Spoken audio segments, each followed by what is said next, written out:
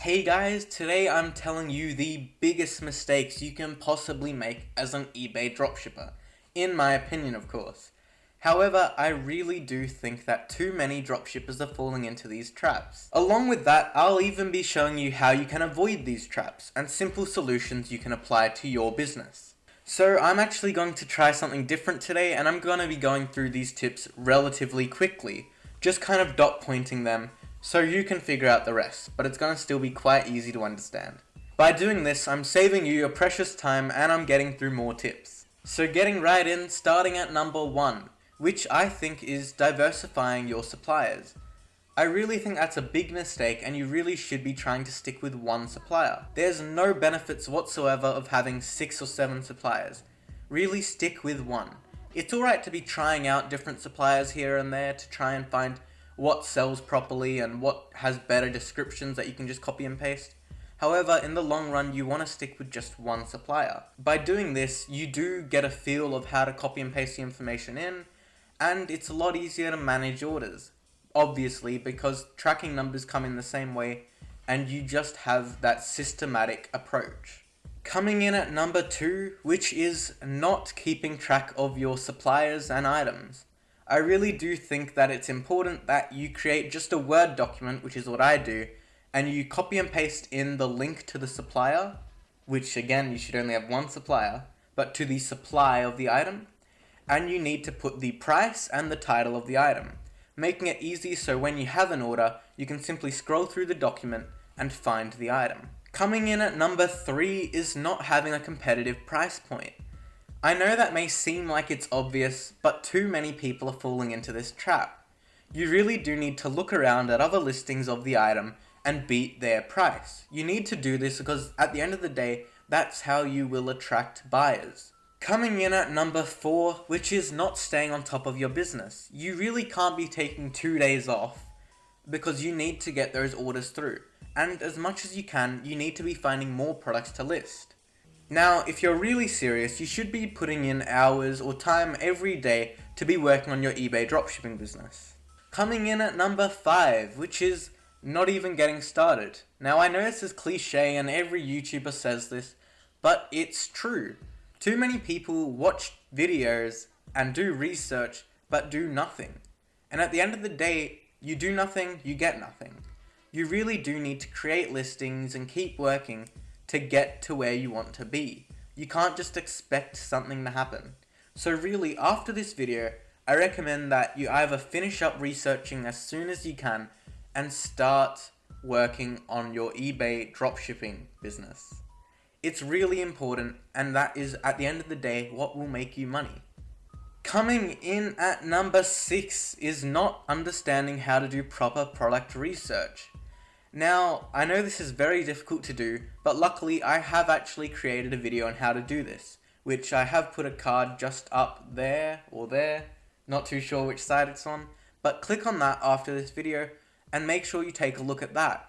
I'll show you my personal method of how to do product research.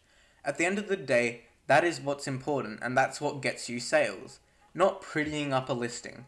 It is really the products you're putting onto listings. A lot of people just put on an item because they think that it looks cool themselves. But in reality, that's not how you do it. You need to find what people want and what's already selling. Coming in at number 7, which is a mistake I've personally made too many times, which is not understanding your shipping zones.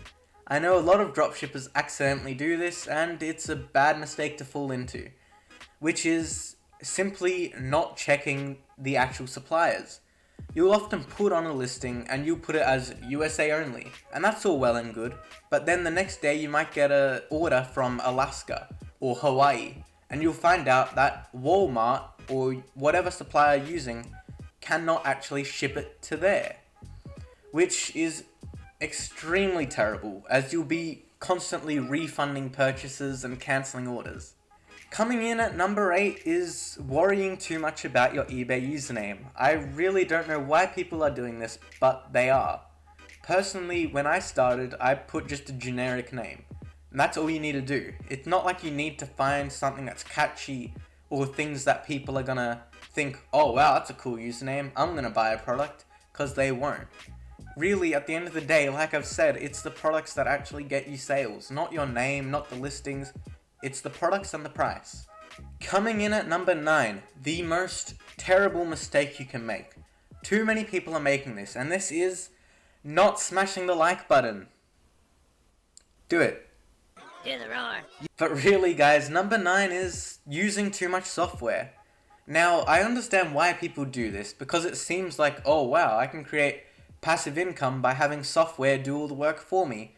And in reality, I mean, you can, but it costs a load of money, it doesn't work as well as you'd think, and at the end of the day, it reduces your sales, because people look at listings and there's all mismatched, like, descriptions. It doesn't look clean and good. When you're creating listings yourself, you can make it look presentable and at least generic. It can't be looking like what you get from software. Also, software can terribly set prices for you because it doesn't look at competition, which you need to do yourself. Also, fulfillment software, I don't understand why you would do that anyway. It's a waste of money and it only takes you 5 minutes to send off an item. And finally, number 10 is not trying to get discounts with your suppliers. Now, this is actually something I haven't done too much myself, but I should be doing more, and I understand this. Many people will actually go on eBay or other websites looking for codes to get them better discounts from suppliers like Walmart and Lowe's, and this can greatly improve your profits. However, I understand not everyone wants to do this, and really, I understand that. It's quite boring to be looking for codes all day, but I'd recommend at the very least downloading Honey. It's free and it'll show you the codes that you need. And getting 50 cents off every order really does pay off. So there you have it, guys. These are, in my opinion, the biggest mistakes you can possibly make as an eBay dropshipper.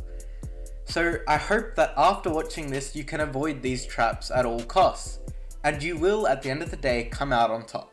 So thank you so much for watching until the end of the video. If you haven't quite started your eBay dropshipping business, I recommend that you start as soon as you can. But I'd also recommend watching this video I've previously made on the top 5 things you need to do before starting your eBay dropshipping business. This will really help once you're starting, and it will help you make proper profits and margins. So please watch that if you're serious about eBay dropshipping. Thanks for watching until the end of the video, guys. See you in the next video.